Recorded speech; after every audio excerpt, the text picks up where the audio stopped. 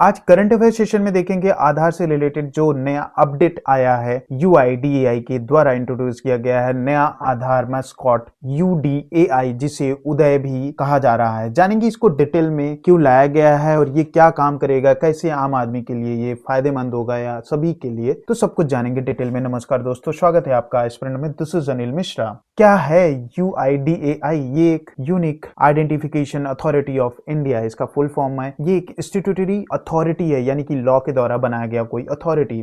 ये बना आधार एक्ट 2016 के अंडर। और ये काम क्या करता है, मतलब फंक्शन क्या है इसका? आधार को enrolment, authentication, data protection, resident friendly services देना। और अब कम्युनिकेशन को इजी बनाने के लिए मास्कॉट इंट्रोड्यूस किया गया है उदय, यानी कि UDAI।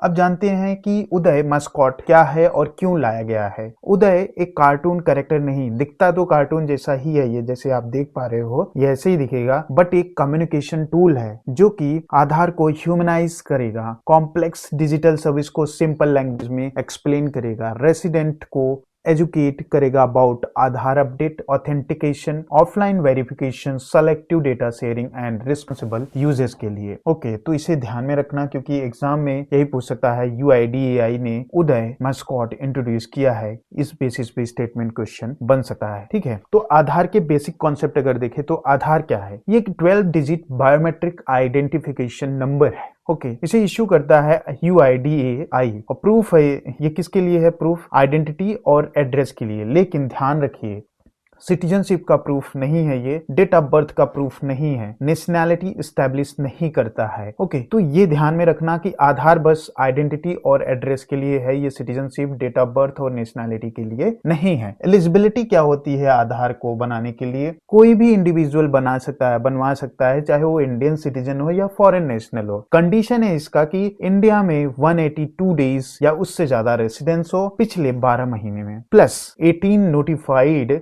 Identity and address document में से कोई एक हो।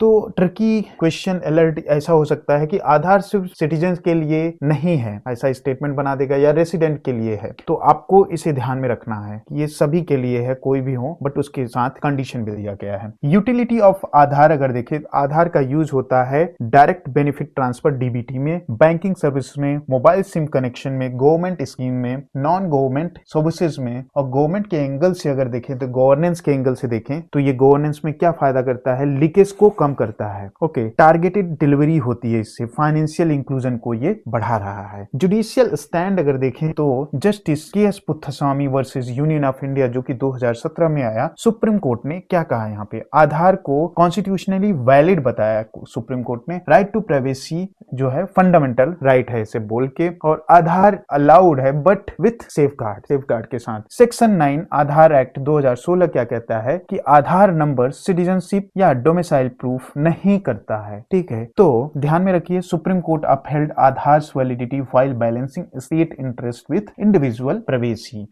तो दोस्तों, अगर एग्जाम के पॉइंट ऑफ व्यू से देखें, प्रीलिम्स में UIDAI के बारे में पूछ सकता है कि ये एक स्टैट्यूटरी बॉडी है या फिर कॉन्स्टिट्यूशनल बॉडी है या फिर नन ऑफ द अबव है, इस टाइप से। या आधार जो है सिटीजनशिप देता है कि नहीं देता है, उदय मास्कॉट क्या है और ये क्या करेगा, तो इस बेसिस पे क्वेश्चन बन सकता है। हाँ तो दोस्तों, उदय सिर्फ मास्कॉट नहीं, गवर्नेंस का एक सॉफ्ट पावर टूल है। ठीक है, अगर आपको ये वीडियो हेल्पफुल लगा हो तो लाइक शेयर सब्सक्राइब जरूर करें। मिलते हैं नेक्स्ट करंट अफेयर सेशन में। जय हिंद।